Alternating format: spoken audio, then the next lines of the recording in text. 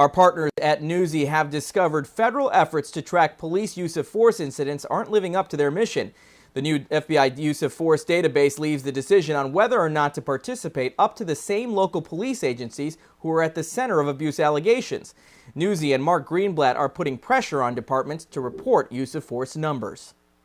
Shakitha Holman is watching from a distance as police arrest her pregnant daughter. She begins recording from her wheelchair, but that's when a deputy from the Harris County Sheriff's Office orders her to move. So I turn my wheelchair to leave, but then you pursue me. Holman rolls back while continuing to record. When she stops to write something down, that's when the same deputy grabs her phone and tosses it, and he begins to force her arm behind her injured back. I have about probably like 7 slip discs in my bag.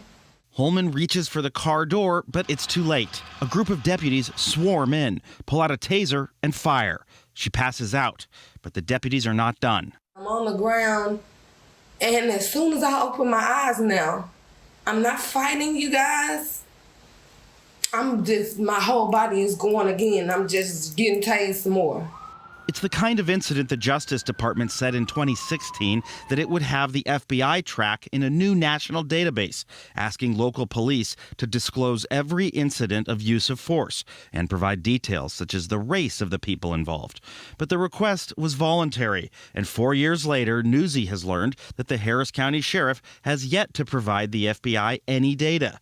They're far from the only ones. The FBI confirms that the majority of police officers do not work at agencies participating in its use of force program, but would not yet name those who did send data.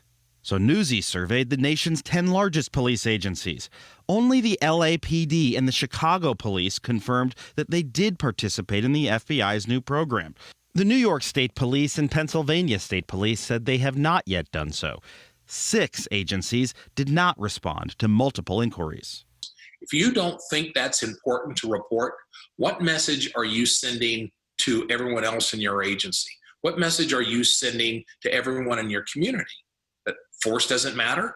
Kevin Robinson teaches criminology at Arizona State University after working 13 years as an assistant chief with the Phoenix PD. Honestly, you're gathering the information anyway, or at least you should be. Reporting it, to me, is not that big of a deal. So we analyzed data from the Centers for Disease Control, which suggests potentially troubling trends. An estimated 1.4 million people were hospitalized from 2001 to 2018 due to legal intervention. That's when authorities try to make an arrest or do something like fire tear gas at protesters. This includes about 61 injuries out of every 100,000 black people in the U.S., compared to 13 out of every 100,000 white people. But the CDC also doesn't know the race for nearly a third of those involved, so it doesn't calculate rates of injury by race.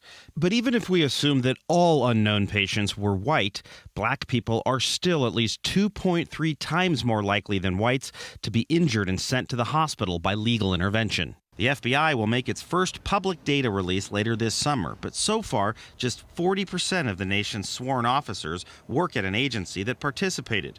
The Harris County Sheriff's Office acknowledges never disciplining the officers involved in tasing Holman, but in response to questions from Newsy, said this week that going forward, it will begin disclosing all use of force incidents to the FBI, effective as soon as possible. We will do so in the interest of transparency.